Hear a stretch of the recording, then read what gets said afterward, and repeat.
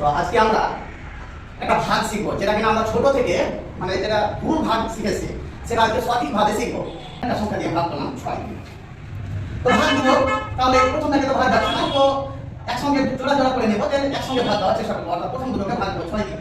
যেমন 24 বেশি মান হয়ে যায়, তাহলে 424। তারপরে একটা সংখ্যা নামবো। হ্যাঁ, এখানে কিন্তু একটা কথা আছে। কোন কথা? কোন একটা সংখ্যাকে যদি নামাই তাহলে যদি ভাগ না যায় তাহলে আমরা কি নিই? ভাগ ফলে শূন্য নিই। কিন্তু এই জিনিসটা ভুল কথা।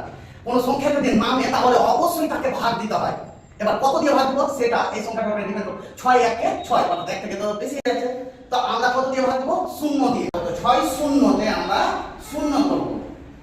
এবার 1 থেকে শূন্য বাদ দেবো, তাহলে 1 পাবো। এবার এই সংখ্যাটাকে নামাবো, এবার তো ভাগ যাবে। এবার ভাগ দেবো কত? 6 গুণে 12।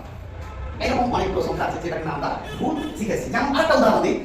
তো এবার আমরা একটা ভাগ করব। এই সংখ্যাটা দেখতে পাচ্ছ, এই সংখ্যাটাকে আমরা 4 দিয়ে ভাগ করব। তো 4 দিয়ে ভাগ দিলে তো প্রথম সংখ্যাটাকে যাবে না, তো একসঙ্গে দুটো সংখ্যা নেব। তাহলে দুটো সংখ্যা দেখতে পাচ্ছি 12, অর্থাৎ 4 থেকে বড় সংখ্যা 12। তো 4 দিয়ে ভাগ দেবো, 4 3 12, ভাগ চলে গেল। এবার 8 সংখ্যাটাকে নামাবো সেম একই রকম ভাবে। তো 4 2 8 হবে, 8 নামিয়ে দেব।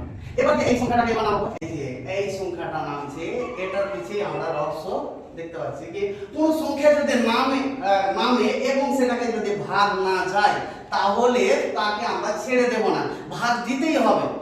অর্থাৎ আমরা 4 এর গুণিতক দিয়ে ভাগ দেব, অর্থাৎ 4 এর গুণিতক আমরা শূন্য থেকে স্টার্ট করি। আমরা কিন্তু ছোট থেকে পড়ে এসেছি 1 থেকে হয়, কিন্তু 4 এর মানে কোন সংখ্যার গুণিতক শূন্য থেকে স্টার্ট হয়। তো 4 এর ঘরে নামটা বলবো 4 শূন্যতে 0। এবার বলবো এটাকে ভাগশেষ, অর্থাৎ 3 হবে ভাগশেষ, আর এইটা হয়ে যাবে তার ভাগফল। ব্যাস। তো তোমাদের যদি ভালো লাগে তাহলে অবশ্যই চ্যানেলটাকে সাবস্ক্রাইব করবে।